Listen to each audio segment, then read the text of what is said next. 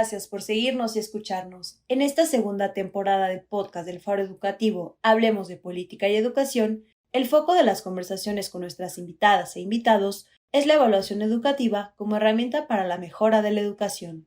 En el episodio de hoy conversamos con Harvey Spencer Sánchez, consultor y evaluador educativo, quien nos cuenta un poco sobre la última aplicación de ERCE, el estudio regional comparativo y explicativo que realiza el Laboratorio Latinoamericano de Evaluación de la Calidad de la Educación. ERCE mide los aprendizajes de alumnos de tercero y sexto de primaria en las áreas de matemáticas, lenguaje y ciencias naturales para los países de América Latina, México incluido. El primer estudio regional comparativo se aplicó en 1997, el segundo y el tercero en 2006 y 2013, respectivamente, y el cuarto y último en 2019, poco antes del comienzo de la pandemia por COVID-19. Aunque la última aplicación no nos da cuenta de la pérdida de aprendizajes en la región, ocasionada por las circunstancias extraordinarias que implicó la pandemia, sí nos ofrece una buena fotografía de los enormes retos que enfrentan México y los países de América Latina para lograr que el acceso a la educación garantice el derecho a aprender. Harvey nos habla de la importancia de contar con ejercicios de evaluación de aprendizajes en México y sobre los posibles riesgos de que nuestro país ya no participe en aplicaciones internacionales como ERCE o PISA. Acompáñanos a conversar. Muchas gracias. Muchas gracias. Buenas tardes. Hoy tenemos un invitado muy especial, Harvey Spencer Sánchez Restrepo, colega, amigo, experto en evaluación educativa, y es un gusto, Harvey, tenerte en el podcast del Faro Educativo, ¿no? Les presento rápidamente a Harvey. Él es presidente de la Agencia Latinoamericana de Evaluación y Política Pública, estudioso de redes y evaluación a gran escala, políticas públicas, geoestadística y sistemas complejos. Él es actuario, aunque tiene muchos estudios, pero bueno, rápido resumo su parte de su trayectoria. Además, es actuario con especialidad en estadística y economía por la UNAM. Es doctor en geografía por el Instituto de Geografía de la UNAM, donde también estudió psicología. Es maestro y candidato a doctor en ciencias de la complejidad, double doctor, ¿no? Por la Universidad de Lisboa, ¿no? Durante los últimos 17 años, Harvey ha ocupado varias responsabilidades jerárquicas de alto nivel, con presupuestos robustos. Ha formulado y ejecutado políticas educativas a nivel global, regional, nacional y estatal. El doctor Sánchez Restrepo es miembro y fundador del Laboratorio de Geotecnología de la UNAM, el HITS 2010, fundador y primer director ejecutivo del Instituto Nacional de Evaluación Educativa de Ecuador, INEVAL, en el periodo de 2012 a 2017, y fundador y presidente de la Agencia Latinoamericana de Evaluación y Política Pública, ALEP, ¿no? Actualmente es consejero técnico de alto nivel del Laboratorio de Evaluación de la UNESCO y está diseñando e implementando el Sistema Estatal de Evaluación Educativa en el Estado de Nuevo León, ¿no? Pues, Harvey, de verdad un placer tenerte con nosotros. Muchas gracias por acompañarnos. Estamos en nuestra segunda temporada del podcast del Faro, Hablemos de Política y Educación. Y esta temporada la queremos dedicar, ¿no?, a hablar sobre la evaluación educativa que México necesita, ¿no? Comenzando por ver qué tenemos, qué información nos arroja la evaluación que tenemos actualmente y qué retos enfrentamos para producir más y mejores evaluaciones que nos ayuden a informar mejor la toma de decisiones, ¿no? Tú sabes, el Faro Educativo es un observatorio de lo educativo, de las políticas y de todo lo que acontece en el sistema educativo nacional. Tenemos como muchos intereses, ¿no? Sobre todo en el tema de producción de información para la toma de decisiones. Para generar esta discusión informada además y hacer con ello pues más exigible la rendición de cuentas al sistema educativo y por supuesto a nuestras autoridades. Y bueno, pues hoy nos gustaría hablar de la evaluación educativa en general de aprendizajes, como estamos en México, los retos que tenemos. Sabemos que han desaparecido evaluaciones, desapareció el instituto que hacía evaluación educativa en el país, estamos un poco a ciegas, ¿no? Pero nos quedan algunos ejercicios internacionales en los que México participa. Entonces nos gustaría mucho que nos contaras de la última prueba ERCE, ¿no?, el Estudio Regional Comparativo y Explicativo en su cuarta aplicación, que conoces muy bien, que ha sido parte de quien diseña esta prueba, ¿no? Y bueno, que nos contaras un poquito qué es la prueba ERCE, ¿no? Para la gente que nos escuche, nuestros seguidores, qué tipo de información arroja, qué sabemos respecto a cómo le fue a México en esta última aplicación y en perspectiva comparada con otros países de América Latina. Pues para comenzar, mil gracias, Javi. Gracias, Arcelia. Gracias, obviamente, por la invitación, por la amistad, por las estupendas conversaciones que tenemos con cierta cotidianidad. También un saludo, obviamente, a todos los que nos escuchan y bueno, vamos a conversar un poquito de cuáles son las evaluaciones que la UNESCO está impulsando. Como todo el mundo sabe, vamos a recordar que tenemos una agenda con objetivos muy claros en esta ocasión, que son los Objetivos de Desarrollo Sostenible. Dentro de ese marco de la agenda que está prevista para ser evaluada, digamos, en sus resultados para el año 2030, pues hay una conversación global, también a nivel regional, y desde luego dentro de los países se han ajustado algunas agendas para tratar de cumplir esos objetivos. Con esta idea, la UNESCO, en su ámbito regional, pues tiene una oficina y esa oficina tiene un laboratorio y el laboratorio es el laboratorio de la evaluación de la calidad de la educación.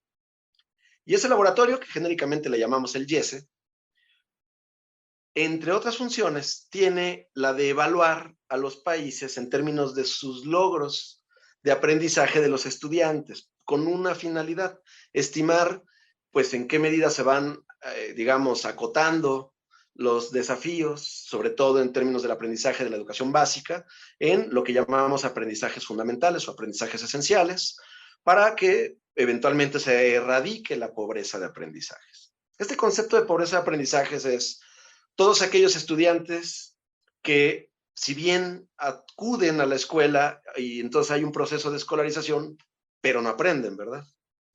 Asumiendo que los que no van a ese proceso de escolarización, pues han aprendido aún menos en las áreas que se consideran más relevantes para seguir aprendiendo, que son básicamente tres. El área del lenguaje y de la comunicación, desde luego la comprensión lectora en ese grupo, el ámbito numérico de las competencias básicas para lograr desarrollar, digamos, un lenguaje apropiado para entender la realidad en términos de fenómenos muy simples, aritméticos, geométricos y también con un poquito, digamos, del espacio de la comprensión de la frecuencia y la estadística, ¿no? Y un tercer aspecto de conocimiento científico pero aplicado, o sea, no es de ninguna manera la aproximación es de saber en qué medida academicista los estudiantes están desarrollando conceptos, sino más en la orientación de los aprendizajes fundamentales de usar ese conocimiento de manera práctica en problemas cotidianos como pues sacarle el 10% de algo o comprender un texto y ver si el texto se comprende correctamente, discernir cuando información falsa u opiniones de hechos, digamos, fácticos, y también, desde luego, en el área del conocimiento de la ciencia, saber qué hay en términos de pues la vida diaria, de lo que nos pasa ahora, por ejemplo, en la pandemia es muy importante saber qué es un virus, qué es una bacteria, por qué hay que lavarse las manos, o sea, cosas muy aplicadas. Estas evaluaciones entonces se enfocan en tercer y sexto grado de primaria, es decir, en niños y niñas que están alrededor de 8 o 9 años para tercero y alrededor de 11 12 años para el sexto de primaria, en estas tres áreas, para el caso de sexto y en el caso de tercero solo el área de lenguaje y el área de matemáticas. 16 países de la región participaron, más o menos 160,000 estudiantes de estos dos grados de los 16 países de la región. Históricamente hemos participado 16. El último estudio llamado TERCE fue levantado en 2013, publicado entonces con ese nombre, y ahora en 2019, previo a la pandemia, se hace un ejercicio que nos permite saber cuánto había avanzado el país y cuánto habían avanzado los países y la región, sin tomar en cuenta los efectos de la pandemia. Eso es muy importante. Ahora, ¿cuáles son los resultados? Bueno, en general, la región, si la consideráramos un solo país gigante, tuvo algunos avances, no muy significativos, pero sigue manteniendo bajos niveles de aprendizaje y un estancamiento en su progreso en la mayoría de los países.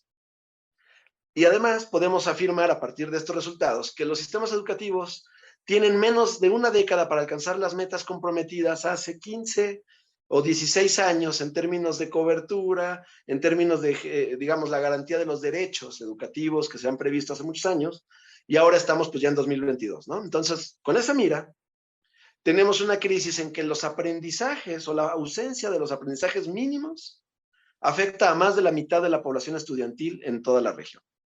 Eso es a nivel de región. Ahora, bueno, oye, ¿ya México cómo le fue?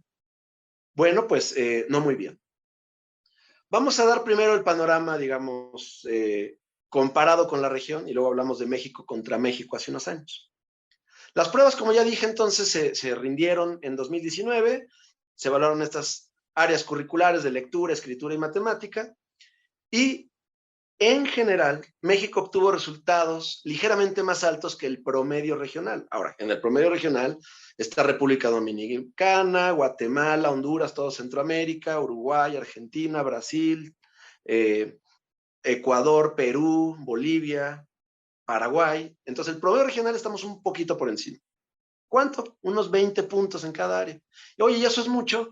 Bueno, pues no, en realidad una desviación estándar, digamos en lenguaje no tan cotidiano, sería una diferencia importante. ¿Y eso cuánto es? Pues como 100 puntos.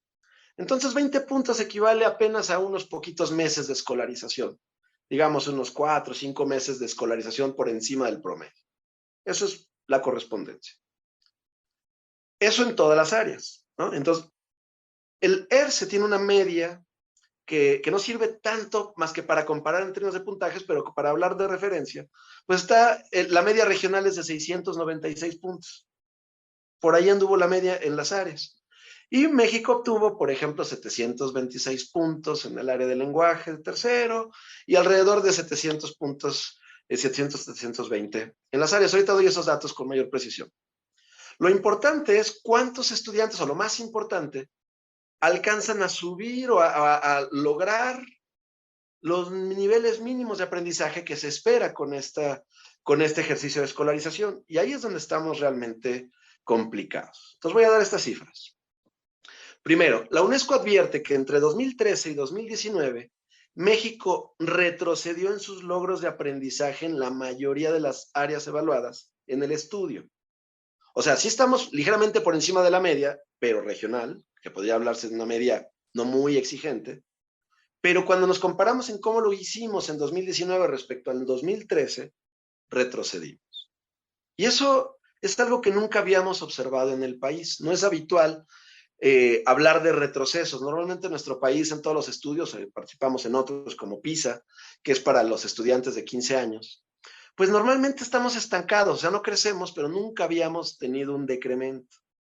Entonces, la primera vez que vemos un retroceso, y eso habla de que hay una gran cantidad de estudiantes que no logran afrontar ni las mínimas, ni los mínimos contextos para mostrar que han aprendido algo que sea significativo. Y bueno, acá solemos tener 4 niveles de desempeño, ¿no? El 1 y el 2 corresponden, digamos, como a los niveles en los que se ha aprendido algo, pero no lo suficiente para decir que los estudiantes ya han ejercido su derecho a aprender. Y tenemos, por ejemplo, en tercer grado, en esta escala que ya había hablado de puntajes, pues las y los estudiantes mexicanos alcanzaron un promedio en lectura de 713 puntos. La región estuvo en 697. Bueno, ligeramente por encima. Pero tenemos una proporción muy importante de estudiantes que no alcanzan el mínimo de estos, digamos, de estos puntajes esperados sobre ellos. Y hay una diferencia que no resulta tan relevante con respecto a cómo está la región. Entonces, por ejemplo, tenemos 6.9% menos chicos en el nivel 1 que la región, pero tenemos en promedio el 50% de los estudiantes en ese grupo. Entonces, ¿de qué nos sirve decir que estamos ligeramente mejor que la región si cuando nos asomamos a nuestra población, a nuestros estudiantes, la mitad de ellos no logra ni lo mínimo esperado a este grado de escolarización?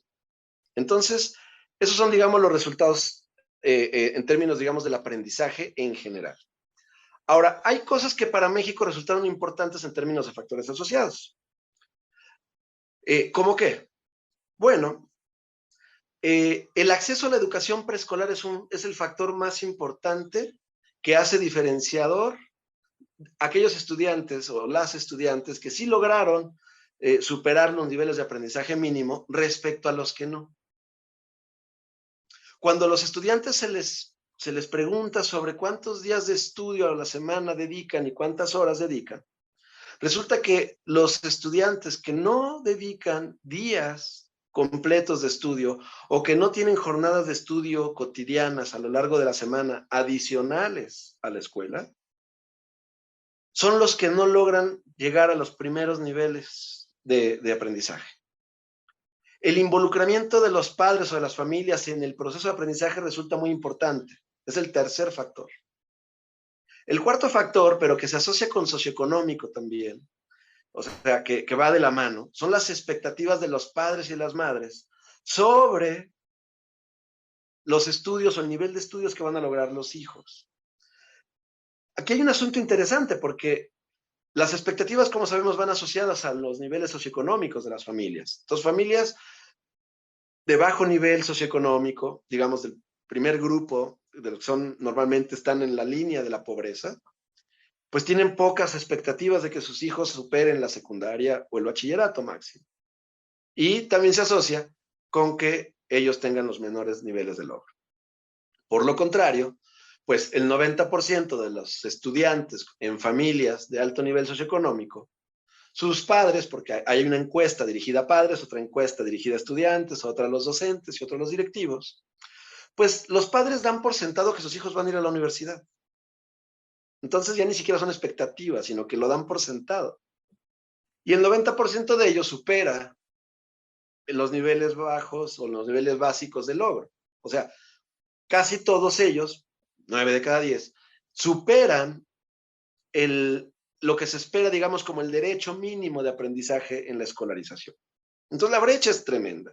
Entonces no solamente retrocedimos en México con respecto a lo que en términos absolutos lográbamos aprender, o los estudiantes y las estudiantes de la educación, recordemos que es educación básica, pero sí incluye a los privados, a los colegios privados, a todos los colegios privados del país, y también a los públicos en el balance natural de lo que tenemos, de la distribución, digamos, de proporciones. Así que las escuelas privadas, por ejemplo, otro que está asociado otra vez con lo socioeconómico, bueno, pues no todas las escuelas privadas resultan de calidad, ¿no? O resultan garantizar este derecho. Pero en general las escuelas privadas se desempeñan mucho mejor que las escuelas públicas en el país, cuando lo vemos en absoluto. Pero cuando ya controlamos por nivel socioeconómico, es decir, comparamos familias de mismos niveles de ingreso, sin importar si van a escuelas públicas o privadas, entonces resulta que aprenden más o menos lo mismo. Y esta es una conclusión bien importante.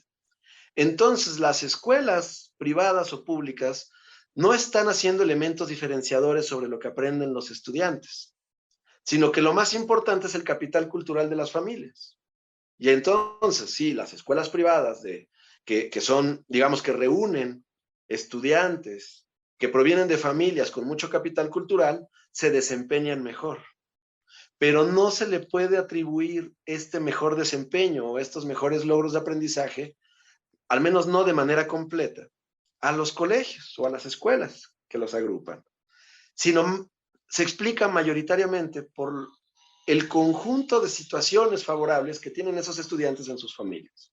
No es algo que no supiéramos. La parte interesante es medir en qué tamaño o de qué tamaño es la diferencia cuando ya comparamos a sistemas escolares. Un último dato para continuar esta conversación. Algo que se había observado históricamente es que las niñas dominaban siempre, ¿no? Sacaban, digamos, mejores puntajes, había una brecha hacia las niñas, sobre los conocimientos y los aprendizajes que desarrollaban y sus habilidades en el área de la lectura, de la escritura y de la comprensión de la lectura como tal. O sea, las mujeres manejan mejor ese espacio y en promedio en todos los países resultan mejor puntuadas y con mayores niveles de aprendizaje.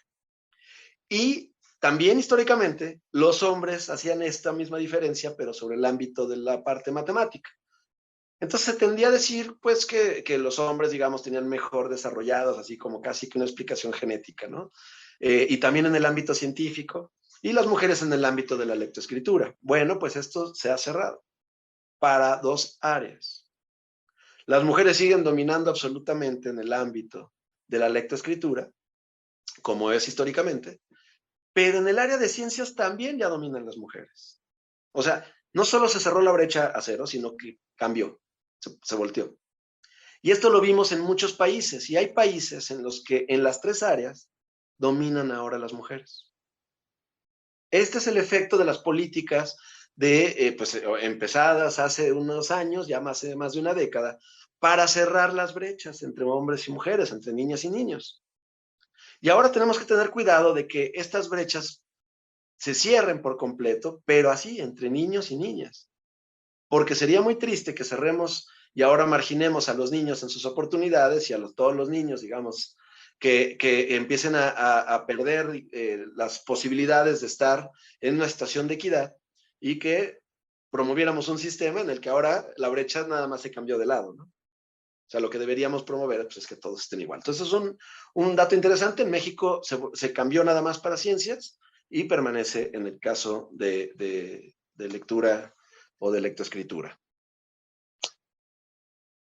Muy bien, Javi. Pues datos súper interesantes. Mira, quisiera reaccionar a varias de las cosas que has señalado.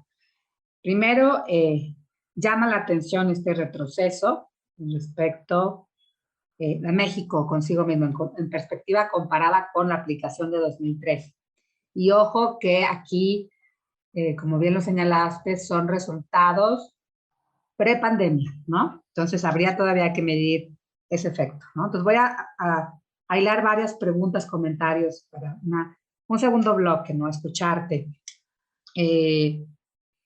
Bueno, respecto a sentido, te hago algunas preguntas, deja armar varias preguntas y ahorita escucharte, ¿no?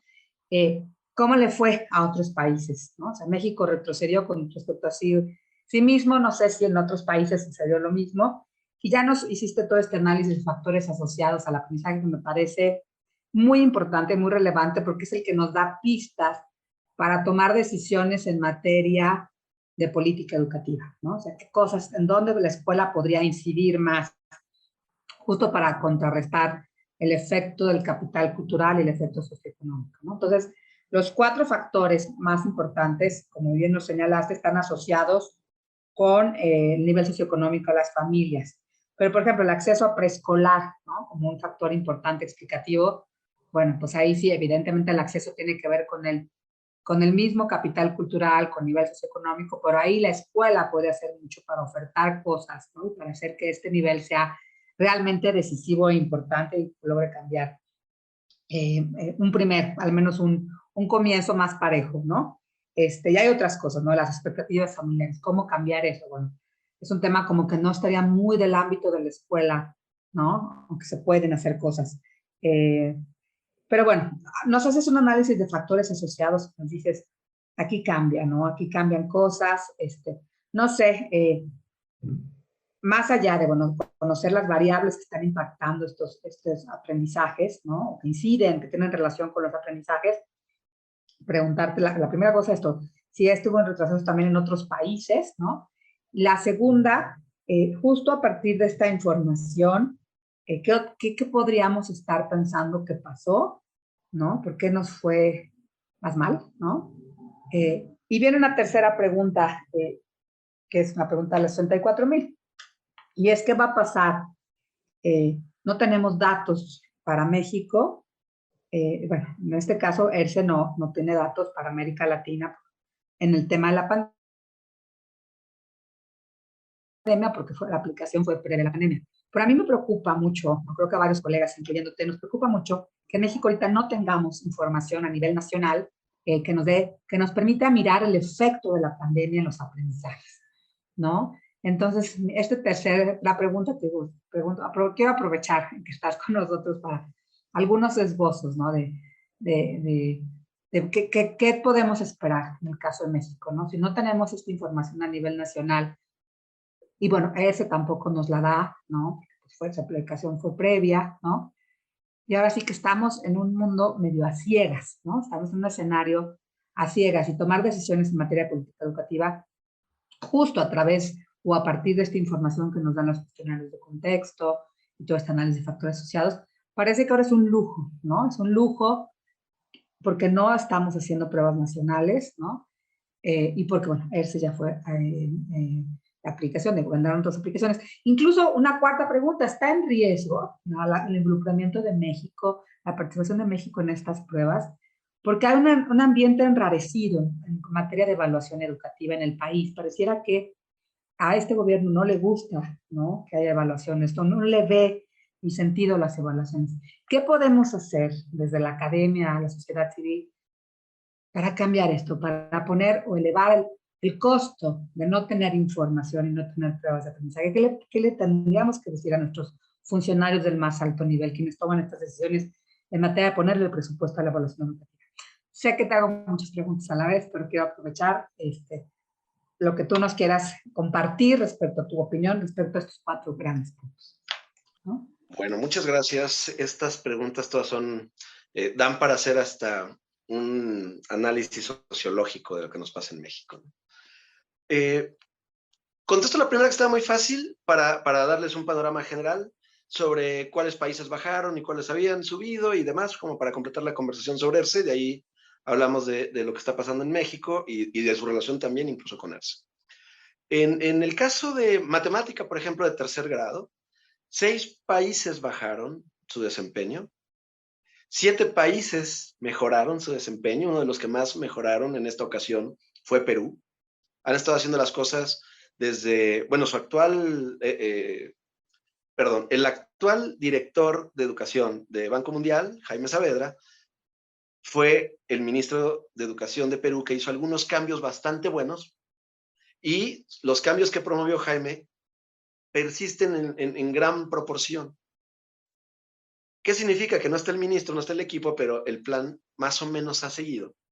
Y el sostenimiento de una iniciativa basada en evidencias permite que un país, claramente después de 10 años, esté subiendo en muchas cosas, sobre todo en el número de estudiantes y digamos, de personas que acceden a la educación, pero además aprenden. Eso es lo importante, ¿no? Porque acá en México, por ejemplo, vamos a poner la pandemia en contexto. Llevamos 2 años de escolarización, o sea que nuestro indicador de escolarización no va a bajar. Estamos en 10 punto y algo, 10.2, 10.4 años promedio de escolarización, y vamos a quedar igual, ¿verdad? Entonces, qué padre, hoy en México está garantizado hasta el bachillerato, bueno, o sea, acaban la secundaria. Pero nuestros aprendizajes no corresponden a eso.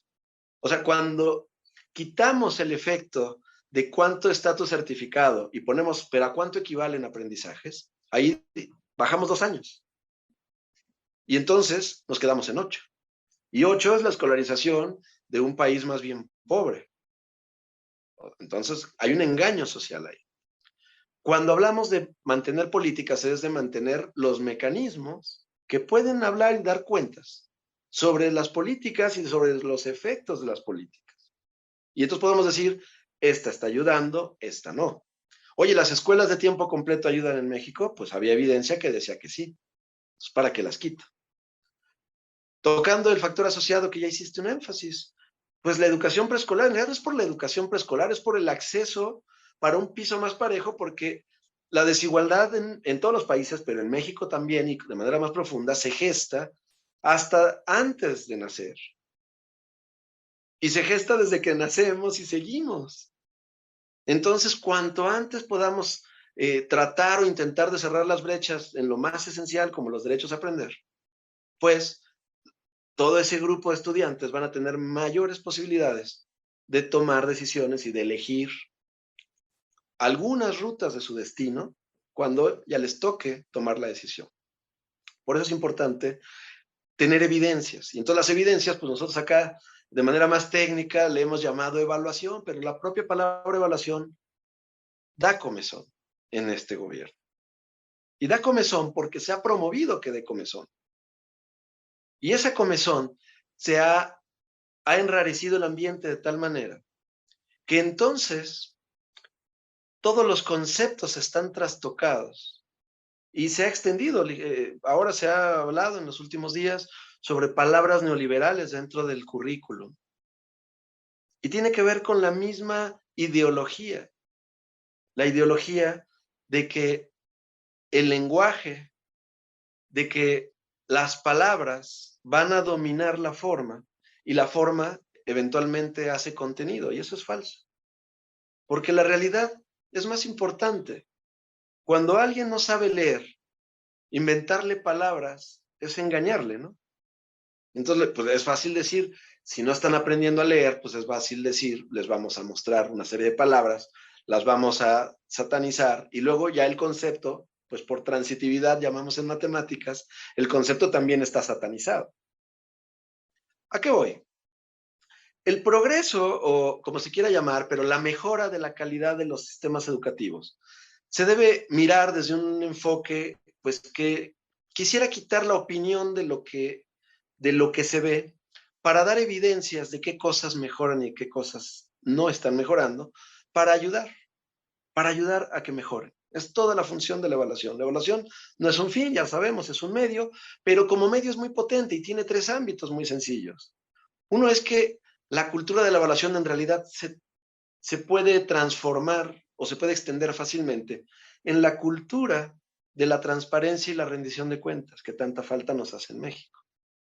La cultura de la evaluación también se puede transformar en el arte de dialogar y acordar con base en las mejores evidencias disponibles, igual que hacen los médicos. Cuando alguien dice, es que voy a usar dosis homeopáticas para resolver mi problema, toma una decisión desinformada. Pero luego hay un grupo de médicos o de gente que dice, bueno, yo le voy a dar la solución homeopática. Y luego a veces se curan solos, a veces no, pero la dosis homeopática se puede estudiar. Lo que sí es que cuando uno va a tener una operación, no va a pedir dosis homeopática de anestesia, ¿verdad? Ahí sí queremos todo completo, porque si no, dolería mucho la operación. Y en el país lo que hemos tenido en los últimos años son dosis homeopáticas de información y de conocimiento, y ahora hasta de datos. Cuando preguntamos, oye, y vamos a seguir teniendo estos datos, que son muy pocos en realidad, porque tendríamos que tener datos nacionales y no datos nada más de comparación regional, que son importantes, pero es otra escala, pues resulta que ya no estamos en el espacio del laboratorio, de la evaluación, de la calidad de la educación en la región y que México ya no participa. Oye, ¿cómo que ya no participa si están dando los resultados de México? Bueno, fueron los últimos y ni siquiera nos entregaron los datos completos porque México dejó de participar. Entonces ya, bueno, se le hizo el levantamiento cuando existía el INEE, pero ahora ya no hay autoridad que represente al país o que quiera representarlo, aunque pudiera hacerlo, ante esta asamblea de países. Porque el laboratorio no es un ente. Son países que se unen para crear el laboratorio y entre ellos mantener estas comparabilidades. Entonces México ya no salió. Y voy a dar un contexto a los que nos escuchan de quiénes más no están en este laboratorio. Venezuela y Haití. Y ya. O sea, está Cuba, entró para irse. Entró Bolivia, entró Salvador. No estaban, pero entraron para 2019 porque saben que es valioso. Y Venezuela había entrado, pero bueno, no lo llevó a cabo, ¿no? No lo llevó a cabo, pero había entrado. Nosotros, hay un grupo que se llama CETAN, que es el Consejo Técnico de Alto Nivel, y ahí se hacen todos los análisis, somos un grupo técnico, y Venezuela estaba, lo que pasa es que no pudo llevar a cabo el operativo, pero digamos, estaba inscrito formalmente. Entonces nos explica que México, siendo un país fundador, ahora no se encuentre ni siquiera en la conversación y que no pueda hacer análisis más profundos sobre lo que a México le interesa, con estos mismos datos que ya se levantaron, porque no están en el interés ni en el radar de las personas y de las autoridades. Por esto que hablábamos, de que parece que no es importante conocer y bastan las opiniones.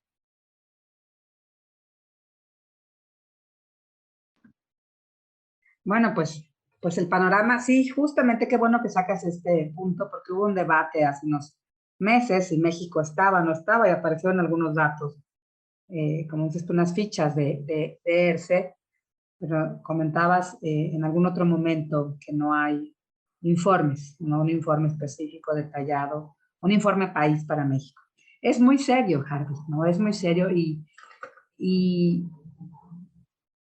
creo que México había logrado avanzar de manera muy importante en la medición de aprendizajes, en la evaluación de escuelas, en la evaluación del currículum, en el ejercicio fallido de prueba y error de la evaluación docente, en el ejercicio de la evaluación de políticas, ¿no?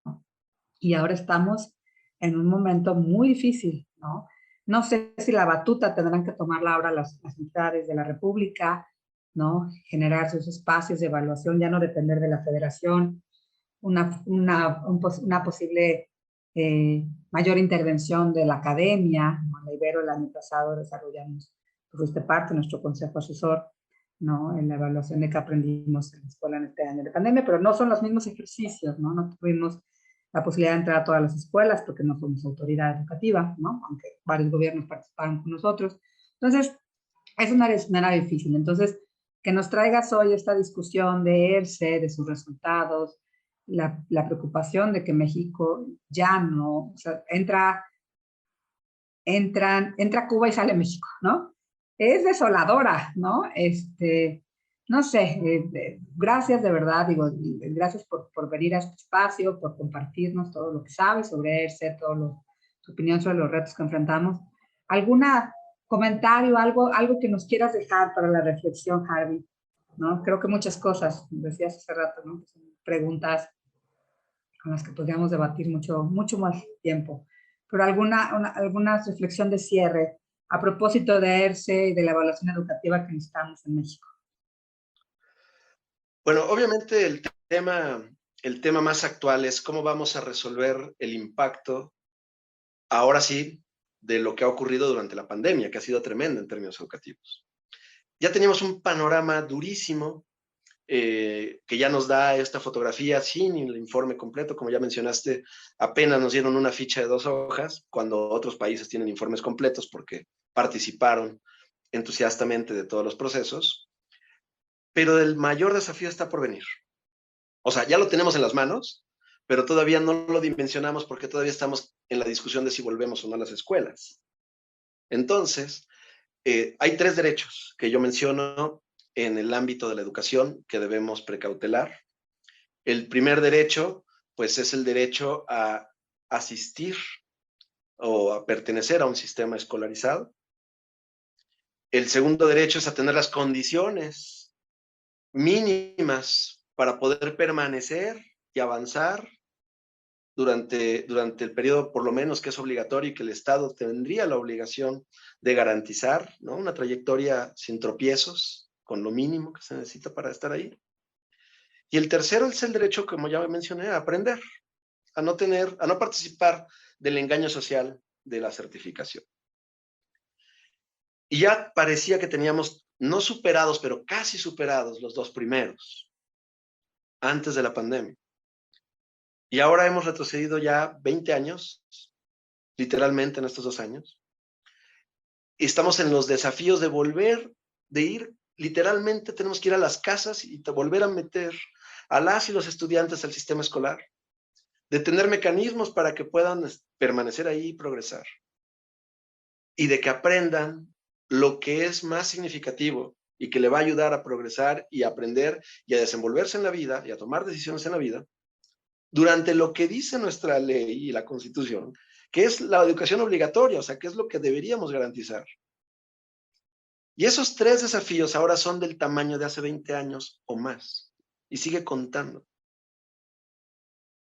Y si no tenemos los mecanismos para saber cómo focalizar las acciones, si seguimos en el juego de utilizar palabras para que den comezón y luego que eso se conviertan en las acciones cotidianas, lo más probable es que la película que nos muestra el ERCE sea a lo que nos acostumbremos. Y voy a mencionar el último dato relacionado con ERCE, pero que nos toca como país de manera crítica, que es que el progreso en matemática de 6º grado, que es cuando se acaba el primer bloque curricular, que es la primaria, Y ahí no todos los estudiantes continúan en secundaria. 5 países mantuvieron su desempeño promedio de la región. 6 países mejoraron y solo 3 empeoraron. Y México y Guatemala son 2 de esos 3 países. Eso no se había observado nunca en la vida. Y tal vez nos acostumbremos a aparecer en rojo en todos los países y en todos los lugares. Cuando me dices que sean los estados o que sea la academia la que tome la posta, estoy convencido de que cada vez tenemos que ser más autónomos en la producción de conocimiento. Y para eso tenemos que colaborar. Y hay 3 cosas también que me parece que tenemos que poner al centro de lo que tenemos en el desafío. Y esto, digamos, que se use como cierre, pero como convocatoria también, si es posible. El sentido de uso de tener y de producir información, de que la usemos lo más que podamos, le demos todas las vueltas que podamos, y eso significa entonces que todos los datos y toda la información que produzcamos y tengamos, tenemos que compartirlo y ponerla a disposición de todos. El segundo es el sentido de urgencia, que es que no tenemos tiempo. Es que está pasando diario. No es una pandemia que quién sabe qué va a pasar en 2025, es que está aquí y está pasando y ya pasó. Y los niños se siguen perdiendo todos los días. Y el tercero, que es el que a mí me parece que puede amalgamar, es el sentido de la colaboración. O sea, si cada estado se pone a hacer solo, va a ser una historia de nunca acabar. Sí, los estados tienen que hacer, pero colaborando. Y la academia colaborando. De tal suerte que, imagínate un conocimiento distribuido de la mayoría de las instituciones que están preocupadas por este tema, trabajando con los gobiernos estatales para que se produzca este efecto de recuperar, incluso de volver, de poder anclar lo que existía cuando teníamos al INEE con lo que está por venir, y que podamos tener el puente de los años perdidos que han sido desde el 2019 hasta hoy 2022, y que todo eso lo pongamos para que más gente pueda tender más puentes y podamos recuperar todo lo perdido que no se va a poder hacer, ni si volviéramos a crear el INEE, porque ya se perdió. Entonces, para recuperarlo necesitamos la colaboración, con sentido de uso y sentido de urgencia. Y esa es mi convocatoria para este pues, auditorio que ustedes reúnen y que pues, son muy amables al escucharnos. Harvey, te agradezco muchísimo esta conversación. Por hoy cerramos, colegas, gracias por seguirnos. Por supuesto, nos encantará volverte a tener en estos episodios, ¿no? Gracias por esta súper informativa y enriquecedora conversación contigo. Muchas gracias, encantado. Un saludo para todos.